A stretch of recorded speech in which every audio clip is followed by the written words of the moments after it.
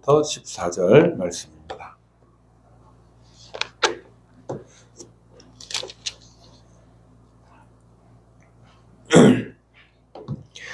네, 제가 봉독해 드리겠습니다.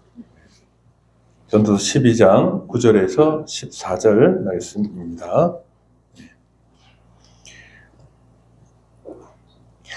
전도자는 지혜자이어서 여전히 백성에게 지식을 가르쳤고 또 깊이 생각하고 연구하여 잠언을 많이 지었으며 전도자는 힘써 아름다운 말들을 구하였나니 진리의 말씀들을 정직하게 기록하였느니라.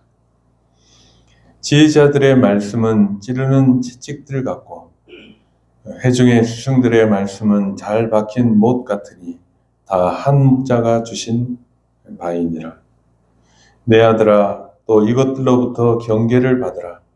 많은 책들을 짓는 것은 끝이 없고 많이 공부하는 것은 몸을 피곤하게 하느니라.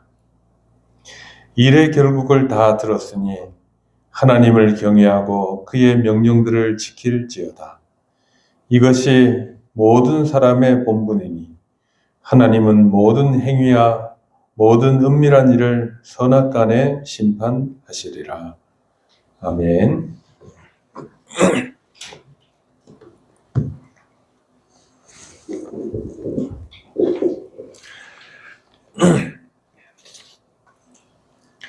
네, 오늘 이제 전도서의 마지막 부분에 도달했습니다.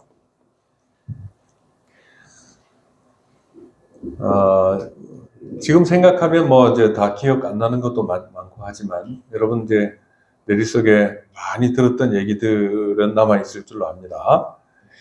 그래서 우리는 전도서 초입부터 죄악으로 무너진 해 아래 세상을 봤습니다. 물은 그 바다로 들어가지만 바다를 채우지 못하고 또 해는 급하게 뜨지만 왔던 곳으로 되돌아가고 참으로 무엇 하나 새로운 것들을 만들어내지 못하는 세상의 허무함, 이것이 우리가 봤던 세상의 실제 모습입니다. 그곳에서 겪는 수많은 부조리와 죽음이라는 절망적인 명제 앞에서 우리는 정말 허무다, 허무를 외칠 수밖에 없었던 것입니다. 여러분, 우리가 죽음 앞에서 모든 것이 끝난다고 할 때 우리가 살아가는 것에 어떤 의미를 발견할 수 있겠습니까?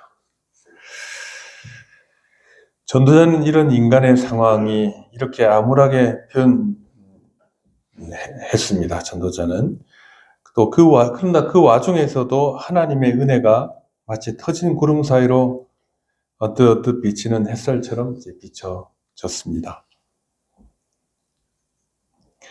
하나님의 은혜와 절대 주권 아래 이 험난한 삶을 인도하시는 하나님의 일이 있다고 하는 것을 계속적으로 말씀하셨기 때문입니다. 그렇게 우리는 해 위의 세상에 대한 기대감과 확신을 이 세상 가운데서 되찾곤 했습니다. 그러나 말미로 오면 하나님은 더 분명하게 자신의 통치와 절대 주권적인 권위를 우리에게 가르쳐 주셨고 우리로 그것을 인지할 수 있게 하셨습니다. 그리고 지난 몇 주 동안에 주님이 이 말씀을 통해서 해 아래서의 삶 이후에는 하나님의 심판이 있음도 우리에게 알려주셨습니다. 그래서 우리는 생애 중에 가장 젊은 날인 오늘을 창조주 하나님께 드리며 살아야 합니다. 여러분, 이 전도서는 1장 2절에 이렇게 시작했습니다. 헛되고 헛되며 헛되고 헛되니 모든 것이 헛되도다. 그런데 전도서의 마지막 구절 뒷부분에 12장 8절에도 이렇게 되어 있습니다. 우리는 헛되고 헛되다. 모든 것이 헛되도다. 이것이 이제 우리가 지난주에 읽었던 마지막 말씀이죠. 우리는 하나님이 없는 이 세상이 허무하고 절망적이고 또 암담하다는 것을 충분히 들었습니다. 그리고 오직 하나님 안에서만 희망을 발견할 수 있다는 것도 알게 됐습니다. 다 알고 있지만 그럼에도 우리는 이제 마지막 결론을 좀 드려야 할 시간입니다. 전도서는 바로 이 오늘 성경 구절, 이 구절을 향해 달려온 것입니다. 자, 우리가 이 12장 9절을 같이 한번 읽겠습니다. 자, 시작. 전도자는 지혜자이어서 여전히 백성에게 지식을 가르쳤고 또 깊이 생각하고 연구하여 잠언을 많이 지었으며. 그럼 우리 성경을 보면 이게 이제 나레이션을 하는 사람들이 등장하는 걸 봅니다. 우리 요한복음도 주님께서 다 말씀하신 게 아니에요. 그 드문드문 그 상황들을 설명하는 그 화자가 있습니다. 요한복음 경우에는 요한 사도겠죠, 기록하는. 전도서에도 지금 화자가 바뀌었다는 것을 발견해야 합니다. 이렇게 보면 전도자는 지혜자이어서 여전히 백성에게 지식을 가르쳤고 또 깊이 생각하고 연구하여 잠언을 많이 지었으며, 이렇게 얘기하죠. 그러니까 전도자가 내가 이렇게 얘기하지 않죠. 근데 우리가 앞에는 내가라고 말하는 그 문장들을 많이 봤습니다. 근데 여기서는 그렇지 않습니다. 이 제3자인 어떤 사람이 전도자에 대해서 말합니다. 전도자가 했던 일에 대해서도 말하고 있습니다. 그래서 그는 전도자가 지혜를 탐구함에 있어서 보였던 태도를 우리에게 설명해 주고 있습니다. 자, 여전히 백성에게 지식을 가르쳤고 또 깊이 생각하고 연구하여 잠언을 많이 지었으며, 이렇게 얘기했죠. 근데 전도자가, 그러니까 전도자는 단순히 지적인 어떤 유희, 이것을 추구하는 사람이 아니었다는 것을 알 수 있습니다. 이게 뭐라고 얘기하냐면, 전도자는 단지 철학자가 아니라 그는 백성을 다스리는 목회적 심정을 가진 스승이었다, 그렇게 얘기했습니다. 자, 여전히 백성에게 지식을 가르쳤다, 그렇게 얘기를 하죠. 또 그는 왕이라는 높은 지위에 있었음에도 불구하고 백성들의 영적 유익을 위해서 매진하고 헌신했다는 것을 알 수 있습니다. 근데 많은 성경학자들은 이제 부인하지만 매튜 헨리 같은 청교도들은 이렇게 얘기합니다. 솔로몬이 노년에 자신이 젊었을 때 우상 숭배자로 살았던 일과 또 그로 인해 지었던 그 죄, 방황했던 시절을 회개한 후에 그는 이 전도서를 기록했다, 그렇게 얘기합니다. 그러니까 전도서는 솔로몬의 회개의 열매를 통해서 백성들을 진리로 인도하고자 했던 스승, 전도자, 코헬렛으로서의 솔로몬의 심정이 담겨 있는 것이다, 그 말이죠. 그러니까 이제 격언들을 전하면서 그냥 사람들의 마음을 즐겁게 하는 얘기가 아니라 솔로몬의 그 진심이 담겨 있는 이야기들이었다 하는 것을 증언하고 있는 것입니다. 자, 이렇듯 전도자는 자신의 지혜를 가르치기 위해 많은 노력을 했다는 것을 또 본문에서 알 수 있습니다. 많은 잠언들을 지어 체계적으로 정리하고 또 깊이 생각하고 연구했다, 이렇게 얘기를 하죠. 여러분, 이제 고대의 그 학자들이 우리 생각할 때는 막연하죠. 근데 여러분, 알렉산드리아라고 하는 도시에, 물론 헬레니즘 시대입니다만 큰 도서관이 있었다는 거 여러분 아십니까? 예, 거기 파피루스로 된, 지금으로 생각해도 방대한 그 자료들이 거기에 보관되어 있었다고 전해져요. 그 다음에 좀 더 고대로 가면 그 메소포타미아 지역에 있던 그 유적들에 보면 그게 나옵니다, 여러분. 특히 수메르 유적에 보면 그때는 종이를 사용하지 않고 점토판에다가 쐐기 문자, 이걸 찍어가지고 글자를 만들었어요.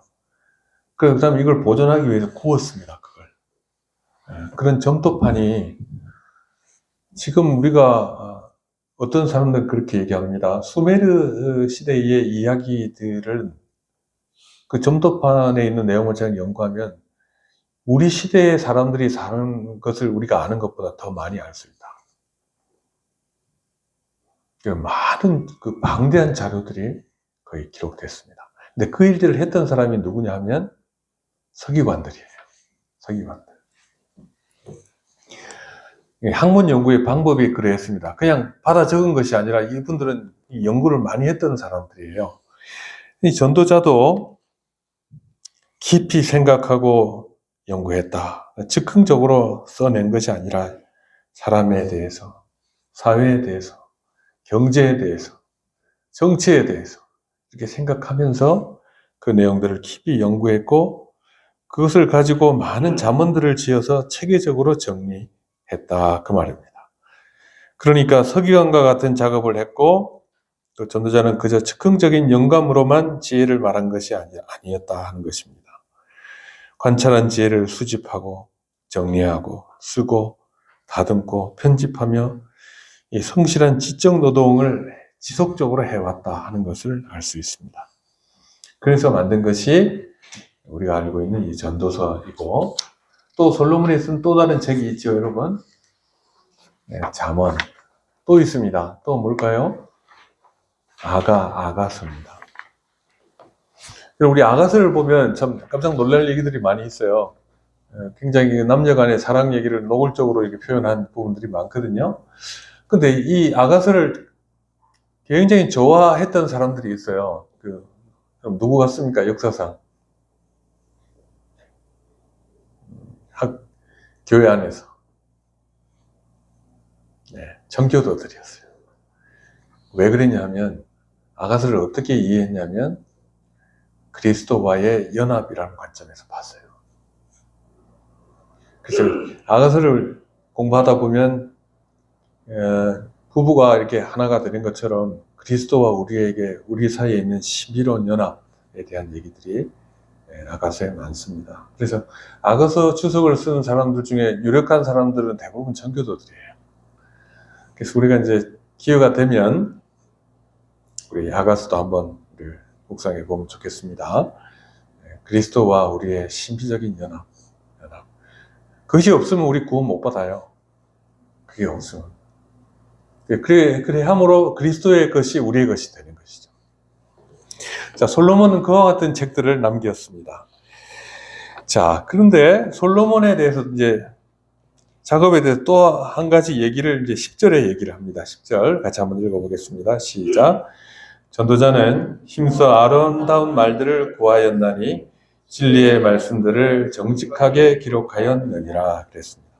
자, 먼저 이 아름다운 말이라고 하는 것은 그냥 단순히 미사여구를 의미하는 것이 아니고 하여튼 아름다운 문장을 가지고 기록했다는 거예요. 듣는 이의 마음을 기쁘게 하면서도 진리를 효과적으로 전달할 수 있는 매우 적실성 있는 언어, 적합한 언어들을 쓰고 또 아름다운 문장을 가지고 이것을 기록했다. 그렇게 얘기를 합니다. 그러니까 진리를 말하기 때문에 그냥 투박하게 말해도 된다라고 생각지 않았고 또 반면에 귀만 즐겁게 하기 위해서 진리를 왜곡하지도 않았다. 그래서 그는 정직함과 아름다움의 균형을 유지했다. 그렇게 얘기를 합니다. 그래서 보면 힘써 아름다운 말을 구하였나니 그 다음에 진리의 말씀들을 정직하게 기록하였느니라 그렇게 말합니다. 근데 그 가운데 하나님의 진리를 인간의 언어라는 그릇 속에 가장 순전하고 매력적으로 담아냈다. 그렇게 말하는 것입니다. 그러니까 여러분, 목사들도 좀 그렇게 해야 되겠죠.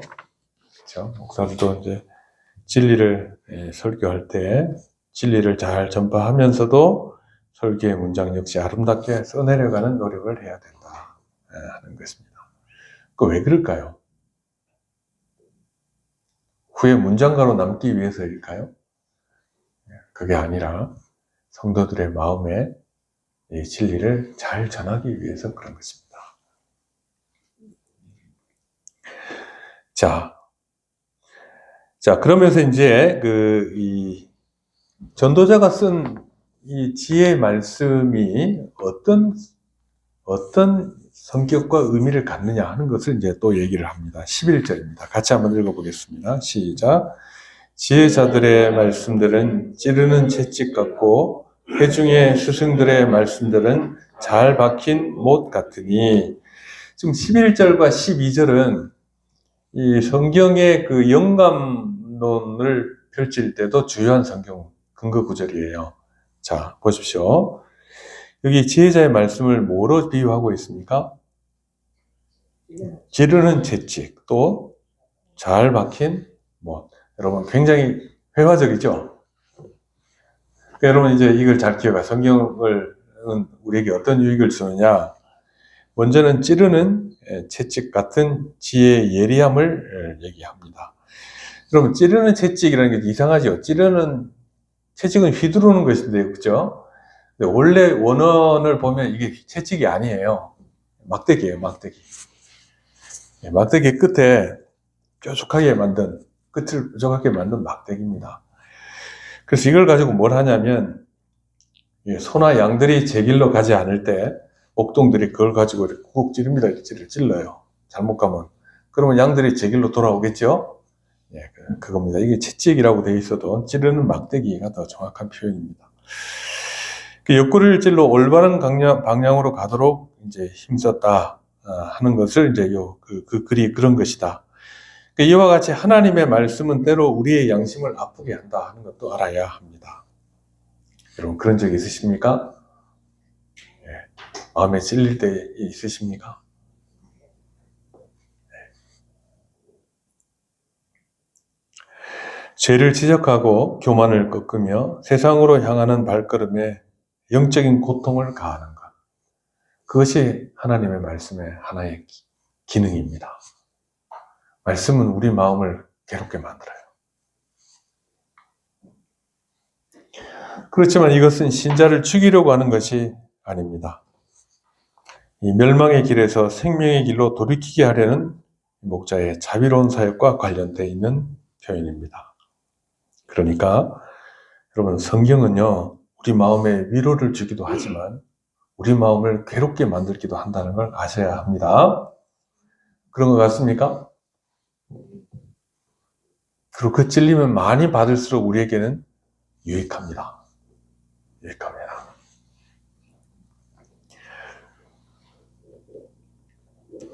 그래서 설교자는 회중의 마음을 아프게 하는 것을 두려워해서는 안 된다. 그렇게 얘기를 하죠.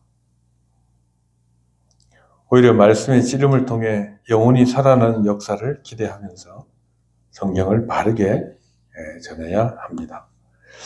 자, 두 번째는 무슨 표현이었죠? 잘 박힌 못. 잘 박힌 못은 지혜의 견고한 안정성을 얘기합니다. 여러분, 이 못은 뭐 할 때 쓰느냐면, 그때 유목을 많이 했죠? 그러니까 텐트를 고정할 때 박는 큰 그 쇠못, 그걸 말합니다. 자, 이것은 텐트를 고정하는 말뚝을 의미하는데, 하나님의 지혜로운 말씀은 우리의 영혼이 흔들리는 풍랑 속에서 떠내려가지 않도록 고정합니다.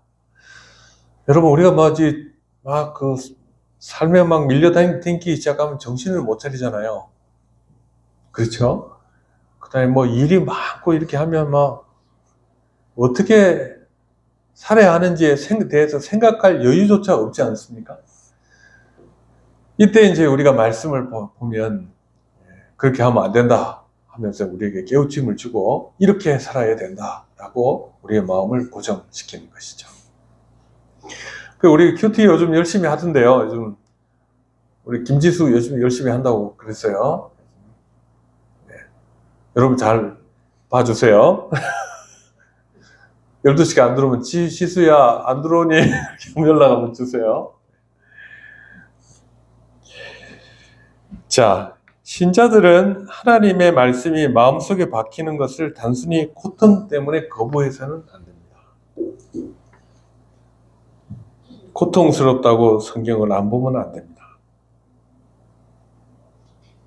근데 고통스럽다고 성경을 안 보는 것은 그나마 다행이에요.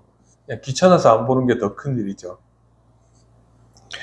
그 못이 아픔을 주지만 일단 박히고 나면 그의 인생은 세상에서 가장 안전하고 확실한 기초를 갖게 된다. 그 말입니다. 자, 이렇게 잘 박힌 못은 인생의 여러 유혹과 시련 앞에서도 성도가 그 정체성을 잃지 않도록 해주는 영적인 닷과 같습니다.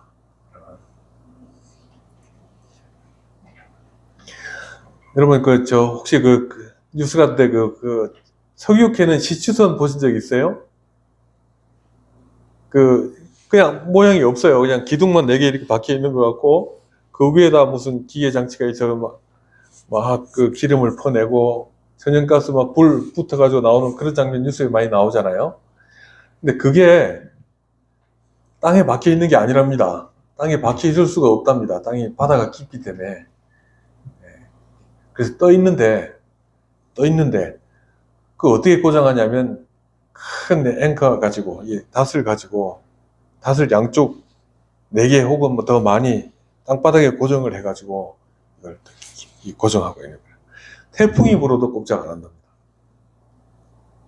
근데 그것도 기술이 많대요. 쇠사슬로 돼 있는데, 땅이 뭐 몇백 미터가 되면 쇠사슬 무게가 배 무게보다 더 많이 나간대요. 그래서 이제 거기는 쇠사슬로 할 수 없고, 뭐 쇠보다 강한 그 섬유들이 개발되어 있어요. 그런 거 가지고 가벼우니까 그걸 가지고 하는데, 어쨌든 이 닷으로 고정되면, 아니 그 바다 한가운데서 오는 어마어마한 태풍도 그걸 쓸어가지 못한다는 얘기예요. 여러분, 하나님의 말씀은 잘 박힌 못과 같습니다. 말씀에 기초를 두고 잘 박힌 못으로 고정되어 있는 사람은 이 세상을 흔들리지 않고 살아갈 수 있는 것입니다. 자, 그 다음에 이 매우 중요한 한 말씀이 나와요. 여러분, 11절에 이제 뒷부분인데요. 자, 다 읽어보십시다. 시작. 다 한 목자가 주신 바이니라 그랬습니다. 이 지혜의 말씀, 전도서는 한낱 지혜로운 현자의 말에 머물지 않는다고 말하는 것입니다. 여러분, 한 목자는 누구를 가리킬까요? 구약적으로는 하나님을 가리킵니다. 우리가 헌금할 때 늘 하는 찬송이 있지요. 여호와는 나의 목자. 이렇게 얘기를 하죠. 그렇지 않겠습니까, 여러분? 그래서 양치는 목자를 지금 여기 얘기하는 건 아니겠죠. 그 백성들을 이끄시는 목자 되시는 하나님을 말합니다. 그러니까 이 전도자가 이 글을 썼다고 해도 이 말씀의 최초의 저자는 누구란 얘기입니까? 그러니까 하나님이시다라는 것이죠. 여기서 한 목자는 성경 문맥에서 여호와 하나님을 의미합니다. 자, 우리는 지금까지 전도서를 보면서 그의 잠언들이 인간의 관찰과 연구에서 나온 산물인 것으로 보일 때도 있었죠. 예. 근데 전도서만 그런 게 아니고 다른 성경도 마치 사람이 쓴 것처럼 보일 때가 있단 말이에요. 보인단 말이에요. 그렇게. 그러나 이것이 궁극적으로 선한 목자이신 하나님께서 자기 백성을 먹이시기 위한 계시적 산물이었다 하는 것을 이제 여기서 증언하고 있는 것입니다. 그래서 여러분, 이건 솔로몬의 얘기 아닙니까? 이렇게 말할 수 있는데, 하나님께서는 솔로몬의 지혜와 그의 경험과 그의 신앙을 이용해서 성경을 기록하신다. 그래서 우리가 믿고 있는 성경 영감서는 뭐죠? 유기적 영감설이에요. 유기적 영감설. 자, 이 책을 기록한 전도자의 탐구와 학문적인 노력은 하나님의 성령에 의해 보존되고 또 인도되었습니다. 그 결과물은 단순히 인간의 지혜를 넘어서는 하나님의 음성이 되었습니다. 그래서 여러분, 이 지혜는 솔로몬이 발견한 지혜이기도 하고 또 하나님이 주신 지혜다 그 말이에요. 성경은 그렇게 쓰여집니다.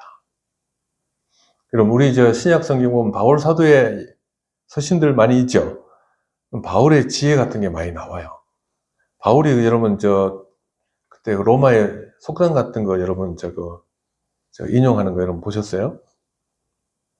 다 하나님의 자녀다, 뭐 신의 자녀다 이런 얘기 나오는데 그게 이제 사실은 그 당시에 로마의 속담이에요. 예. 그런 거 모든 걸 사용해가지고 성경을 기록한다라고 하는 것이죠. 자, 그래서 그 결과물은 단순히 인간의 지혜를 넘어서는 하나님의 음성이 되었습니다. 따라서 지혜는 발견하는 것인 동시에 주어지는 것입니다. 그리고 모든 지혜의 끝에는 우리를 돌보시는 하나님이 계십니다. 그러면 그렇게 생각하면 여러분 지금까지 우리가 전도서를 쭉 봤을 때 하나님께서 뭐라고 말씀하신 것 같아요? 이 세상은 헛되다. 하나님을 인정하지 않는 지혜와 권력과 힘은 다 헛되다. 죽음으로써 모든 것이 끝난다고 생각하는 그 생각은 헛되다. 근데 조금 더 나가면 이 한 목자의 의미는 선한 목자이신 예수 그리스도로 완성됩니다. 모든 지혜의 말씀은 예수 그리스도를 향하며 그분에 의해 온전하게 됩니다. 사실 우리가 다뤄왔던 허무의 근원은 인간의 죄와 그로 인한 부패, 그 부패한 세상에 있는 악이었습니다. 그러니까 여러분, 이 죄악으로 인하여 하나님과 떨어진 이 인간의 상황이 뭐냐면 허무한 상태라는 거예요. 예. 그러므로 인간을 억누르는 허물을 극복하는 가장 유효한 지혜는 어디에 있느냐라고 하면 다름 아닌 예수 그리스도 안에 이루신 구원의 성취에서 찾을 수밖에 없다 하는 것입니다. 그러니까 어떻게 허물을 극복하겠느냐? 예수 그리스도 안에서 극복할 수 있다. 그게 하나님의 방법이다 라고 하는 것입니다. 따라서 하나님께서 그리스도를 통해 나타내 보이신 복음은 인간에게 있어 무엇과도 비교할 수 없는 최고의 지혜입니다. 인간의 머리에서 나온 게 아니에요. 그러니까 사람들이 못 믿는 거예요. 그래서 바울 사도는 이것을 담대하게 증거하는데 뭐라고 그랬냐면 내가 복음을 부끄러워하지 아니하노니 이 복음은 모든 믿는 자에게 구원을 주시는 하나님의 능력이 됨이니라 그렇게 말했습니다. 이 복음이 허무에서 허무를 극복하게 한다. 죽음에서 우리를 건져낸다. 뿐만 아니라 목자이신 그리스도께서는 지금도 이 진리의 말씀을 통해서 우리 각자의 이름을 부르시고 불러내신다. 그 말이에요. 그래서 우리가 여기 와 있는 거다. 그 말입니다. 그 주님께서 이렇게 말씀하셨죠. 내 양은 내 음성을 들으며 나는 그들을 알며 그들은 나를 따르느니라. 내가 그들에게 영생을 주노니 영원히 멸망하지 아니할 것이요 또 그들을 내 손에서 빼앗을 자가 없느니라. 그렇게 말씀하셨어요. 자, 여러분 이제 한번 보십시오. 여러분 우리 살다 보면 여러분 죄질 때 많죠. 그렇죠? 죄를 이따금 짓습니까? 자주 짓습니까? 그래요? 예, 저만 그런 거 아닌 모양이네요. 자, 그렇죠? 그러면 어떤 생각이 드세요, 여러분? 아이고, 지옥 가겠다. 이런 생각이 들 때도 있죠. 있죠. 그런데 놀라운 것은 여러분 예배 참석하면서 지금 여러분 앉아 계시죠? 여러분. 그렇죠? 지금 앉아 있잖아요. 하나님께서 여러분 버리신 것 같습니까? 안 버리신 것 같습니까? 안 버리신 것 같죠? 그러면 예배 참석하는 것 자체에서도 큰 치유가 있어요, 여러분. 그거 여러분 아셔야 돼요. 그러니까 예배 참석 안 하면 안 돼요. 공고해져요, 이 삶이. 그러면 다시 일어서죠. 그 다음에 또 회개하면서 다시 일어서죠.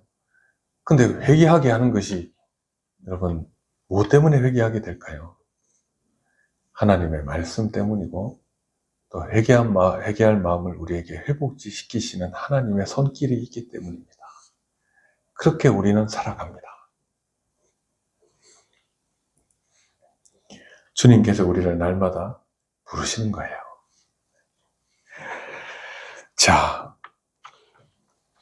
그 다음에 이제 지식 탐구의 한계에 대해서 얘기합니다. 이제 지혜에 대해서 쭉 얘기했는데 어떤 것은 좀 이거 쓸데없는 것도 있다. 그렇게 말하는 거예요. 자, 12절 같이 한번 읽어보겠습니다. 자, 시작. 내 아들아, 또 이것들로부터 경계를 받으라. 많은 책을 짓는 것은 끝이 없고 많이 공부하는 것은 몸을 피곤하게 하느니라. 예. 너무 좋죠, 여러분. 예. 공부하기 싫은 사람들 너무 좋잖아요, 이게. 예. 자, 근데 이 본문은 지적인 활동 자체를 부정하는 것은 아닙니다. 여러분. 단지 하나님을 경외함이 없는 인간의 자율적인 지식 탐구의 허무함을 지적하는 것뿐입니다. 그러니까 하나님 없이도 뭔가를 할 수 있다. 전도자는 많은 책을 짓는 것은 끝이 없고 라고 말했습니다. 이것은 오늘날처럼 정보가 넘쳐나는 시대에 대한 예언적 통찰이라고 할 수 있습니다. 지금은 여러분 정보가 없어서 뭐 공부를 못하는 건 아니에요. 넘쳐나요. 어저께 이제 보니까 우리 지수가 무슨 사이트에 유료로 가입을 했는데 거기 가니까 영어 강의만 해도 수십 개는 되는 것 같고 목공 하는 것도 있대요. 나보고 해보라고 그러는데 나는 목공 싫어해. 정보가 없어서 못하는 게 아니에요. 너무 많아서 탈이에요.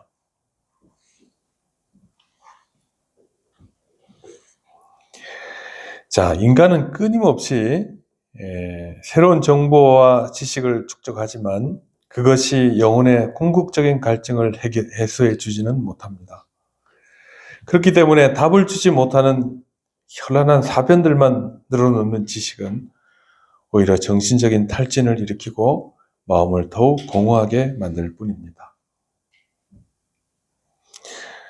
그러니까 여러분, 공부를 어떻게 해야 될까요, 여러분? 공부를 적당히 해야 됩니다. 적당히 너무 많이 할 필요가 없어요. 적당히 하면 돼요. 그럼 어떻게 해야 되냐면 잘 살아야 돼요. 자, 이 피곤함은 하나님의 계시를 떠난 인간의 이성만으로는 우주와 인생의 의미를 해명하려고 할 때 이런 피곤함을 겪게 될 수밖에 없다. 필연이다. 그렇게 얘기하는 겁니다. 우리는 과학적 지식도 있고 뭐 여러 가지 지식도 있습니다만 그걸 가지고 세상의 모든 것을 다 해명해낼 수는 없습니다. 세상적인 학문은 현상을 설명할 수 있을지 모릅니다. 그러나 본래의 근본적인 의미인 왜라는 질문에 대해서는 대답할 방법을 찾지 못합니다. 지금 누가 그렇게 얘기했냐면 솔로몬이 그렇게 얘기했어요. 그래서 이것들 성경의 지혜들로부터 경계를 받으라 그렇게 얘기한 것입니다. 내 아들아 또 이것들로부터 경계를 받으라. 많은 책을 짓는 것은 끝이 없고 많이 공부하는 것은 몸을 피곤하게 하느니라. 그러니까 이 말은 성경이라는 절대적인 기준이신 하나님 밖에서 진리를 찾으려는 모든 시도의 위험성에 대한 경고다. 그렇게 얘기를 합니다. 그래서 여러분 우리가 이제 여러 학문들을 배우는 것은 유익합니까? 유익하지 않습니까? 유익합니다.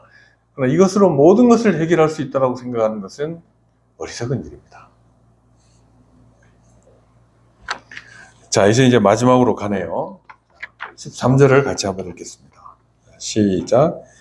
이래 결국을 다 들었으니 하나님을 경외하고 그의 명령을 지킬지어다. 이것이 모든 사람의 본분이니라. 자, 이제 결론에 도달했습니다. 이 구절에는 전도서 전체를 관통하는 모든 탐구의 종착지가 요약되어 있습니다. 여러분, 일의 결국이라고 하는 말이 있죠. 그러니까 지금까지 했던 걸 말해요. 전도자가 해안에서 겪었던 쾌락, 부귀, 지혜, 노동, 고난, 그리고 죽음이라고 하는 모든 주제를 통과한 후에 도달한 결론이 이제 지금부터 말하려고 하는 것입니다. 인생의 모든 복잡한 난제들이 이 한 문장 속에 다 들어있습니다. 일의 결국을 다 보았으니까 하는 말입니다. 그러니까 이제 이렇게 일의 결국을 다 보았으니까 이제 어떻게 하라 돼 있습니까? 오늘 성경 구절에 보면 하나님을 경외하라 그렇게 얘기합니다.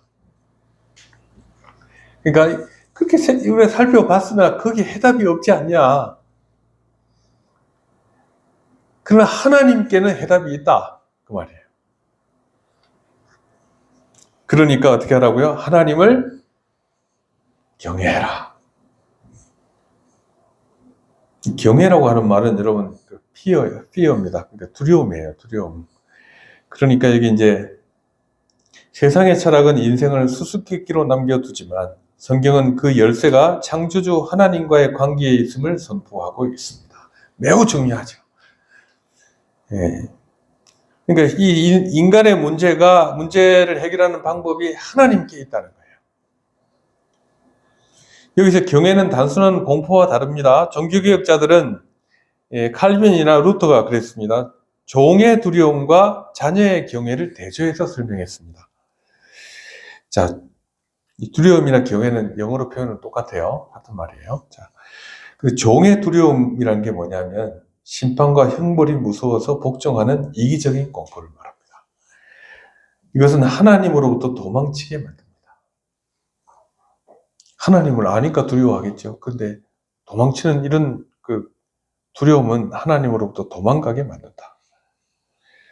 반대로 자녀의 경외라고 하는 것은 하나님의 거룩함과 위엄 그리고 무한한 사랑에 압도되어서 그것으로 인해 갖게 되는 거룩한 존경심을 말합니다. 여기는 뭐가 있죠? 그걸 다르게 하는 것은 하나님에 대한 신뢰가 있는 거예요. 하나님은 나에게 선하신 분이라는 것. 이것은 그분을 기쁘시게 하지 못할까 봐 두려워하는 자발적인 사랑의 마음입니다. 두려워한다고 그랬죠. 경외는 두려움이라고 그랬잖아요.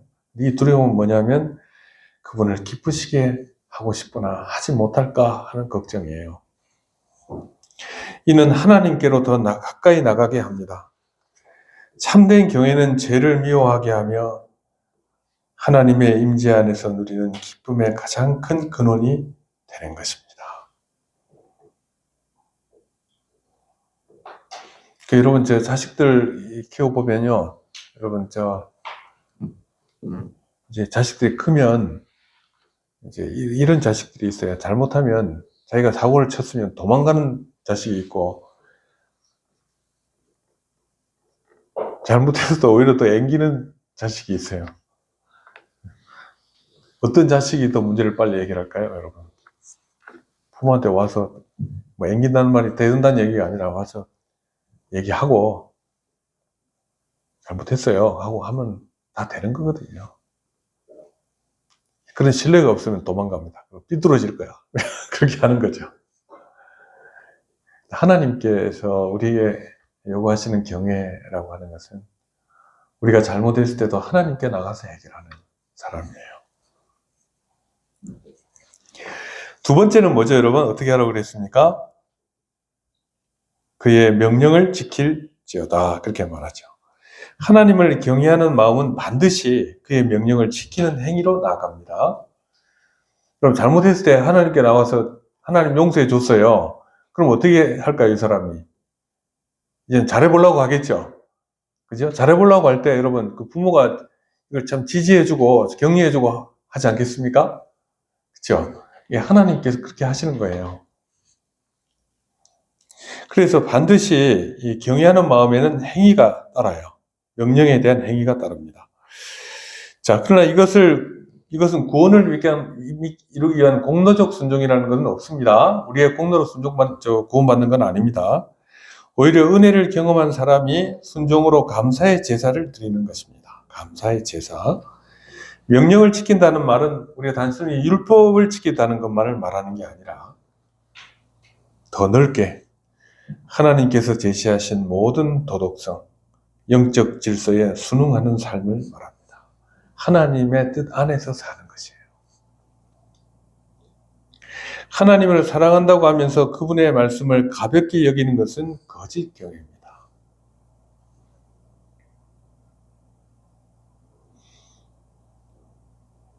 하나님께서 용서해 주시고 나면 마음속에 아이고 이제 살았다.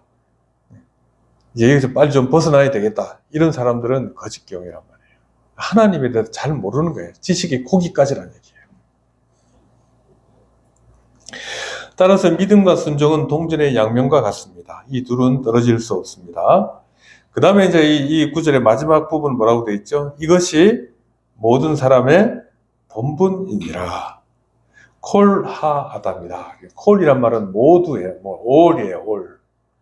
그러니까 하아담, 아담의 모든 것이다. 그 말이에요. 사람의 모든 것이다. 그러니까 하나님을 경외하고 그의 명령을 지키며 사는 것, 이게 뭐죠? 사람에게 있어서 모든 것이다. 즉 하나님 경외와 순종은 인간의 여러 의무 중 하나가 아닙니다. 인간이 전 존재를 드려야 할 근본적인 삶의 본질입니다. 하나님을 경외하는 것은. 이것을 달리 말하면 이것이 인간을 인간답게 만든다 그 말이에요. 하나님 안에서 사는 삶. 그러므로 하나님을 떠난 인간은 존재 이유도 상실하고 삶의 목적도 의미도 망각한 채 떠드는 목류병 환자에 불과하다. 뭘 해야 될지를 모른다는 거예요. 반면에 창조주 앞에 선 인간은 비로소 자신의 참된 영광과 위치를 발견하게 됩니다. 내가 어디 서 있어야 되는지를 안다. 자, 여기서 끝나면 될 것 같죠? 그죠? 근데 한마디가 더 있습니다. 자, 14절 같이 읽어보십시다. 자, 시작. 하나님은 모든 행위와 모든 은밀한 일을 선악간에 심판하시리라. 그냥 잘 지키라고 하면 되는데요. 뒤에 또 한 가지 말씀이 있단 말이에요. 이거 왜 있을까요? 필요하니까 있어요. 자, 여러분 이걸 잘 보십시오. 자, 하나님의 심판은 모든 행위뿐만 아니라 은밀한 일까지 포함합니다. 그러니까 외적인 행위뿐만 아니라 마음까지도 살피신다는 거예요. 우리의 마음도. 자, 사람의 눈을 피할 수 있어도 하나님의 불꽃 같은 눈은 피할 수 없습니다. 이것은 하나님의 임재 앞에서의 삶을 촉구합니다. 하나님은 우리의 마음도 아십니다. 자, 이 마지막 구절은 역설적이게도, 자, 이게 중요해요, 여러분. 역설적이게도 뭘 얘기하냐면, 인간의 인생의 모든 허물을 깨뜨리는 가장 강력한 반전을 얘기하고 있습니다. 왜 인생은 허무하지 않은가? 왜 우리의 삶은 허무하지 않는가? 왜 이 세상을 살아가는 우리의 삶이 허무하지 않는가? 왜 그러냐면 심판이 있기 때문이다. 그렇게 얘기해요. 역설적이죠? 심판이 있는 줄 아는 사람은 세상을 자기 마음대로 살지 않아요. 놀랍게도 이 심판의 선언이 허물을 극복하는 소망의 근거가 됩니다. 첫째, 악인들이 승리하고 의인이 고난받는 부조리는 하나님의 심판대 앞에서 최종적으로 바로잡힐 것이다 하는 확신이 있기 때문이에요. 그렇기 때문에 이 세상은 허무하지 않아요. 둘째는 이 세상이 알아주지 않는 성도의 눈물과 작은 순종도 하나님께서는 기억하시며 영원한 상급으로 보상하실 것이기 때문에 그래요. 그래서 이 세상은 허무하지 않아요.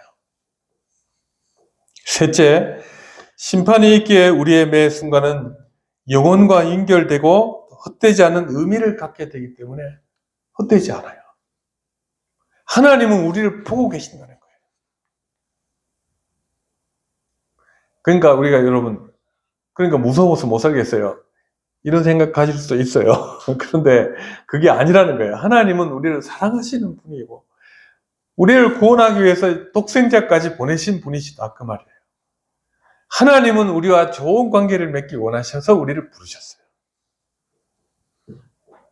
그러니 우리의 실수에 대해서는 그리스도 안에서 용서해 주실 것이요. 우리의 하나님 안에 하나님을 위해 살아가면서 겪었던 눈물과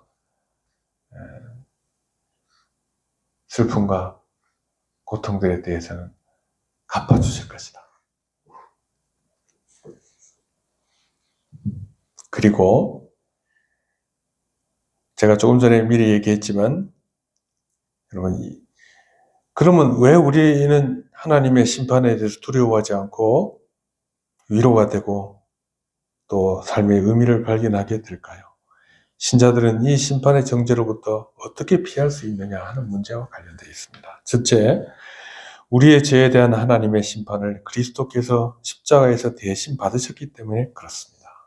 심판은 우리에게 의미를 주고 위로가 되는 것이에요.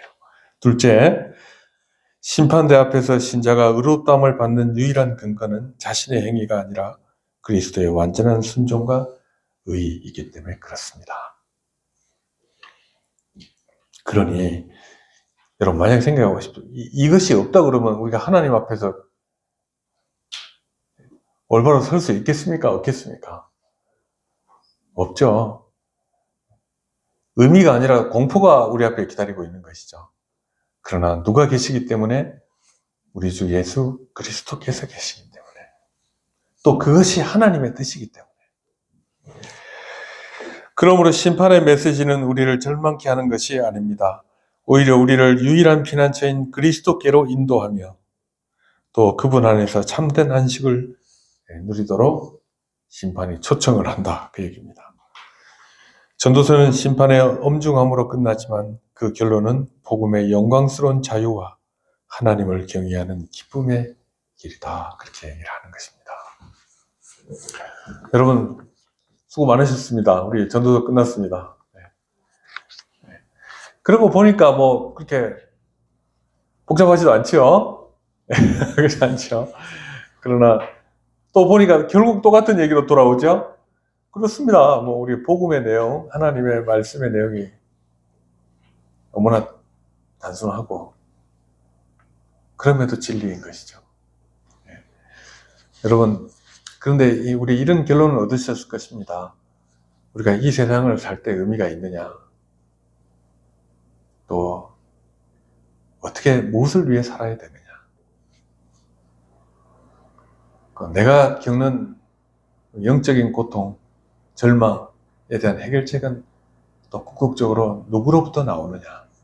하나님으로부터 나온다라고 하는 것입니다. 자, 이제 다음 주부터 우리가 로마서를 같이 공부하겠는데 전도서 여러분 이제 슬슬 넘겨보셔도 의미들 이제 아실 거예요. 그죠? 한번 쭉 기회 되시면 이번 주 안에 한번 천천히 읽어보십시오. 전도서 분량 그렇게 많지 않습니다. 읽어보시면 여러분에게 큰 위로가 되실 줄로 믿습니다. 또 주중 모임 때 한번 정리하도록 하겠습니다. 네, 기도하겠습니다. 하나님 아버지, 우리가 살아가는 삶의 현장은 참으로 복잡하고 정말 어떨 때는 우리를 낙심하게 하고 절망 가운데 밀어넣기도 합니다. 그러나 그 일에 대해서도 하나님은 우리의 주권자이시고 우리를 구원하는 구원주로 계시는 것을 인하여 감사합니다. 우리의 이 복음의 내용들을 의지하며 세상을 살아갈 때 우리의 인생은 새로운 의미를 갖게 되고 어떻게 살아야 할지에 대한 새로운 길들을 보게 되는 것을 우리가 깨닫습니다. 전도서를 통해 은혜 주심을 감사합니다. 우리가 살면서 반복해서 묵상하며 하나님의 신실하심, 또 하나님의 주권자 되심, 또 하나님의 긍휼과 사랑을 날마다 경험하는 저희들이 되도록 도와주시옵소서. 예수님의 이름으로 기도하옵나이다. 아멘.